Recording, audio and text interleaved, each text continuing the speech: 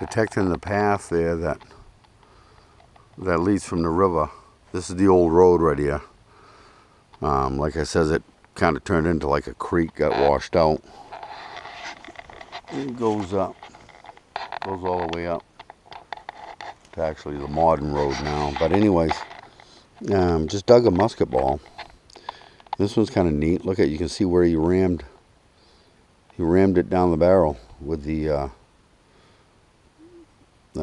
rod.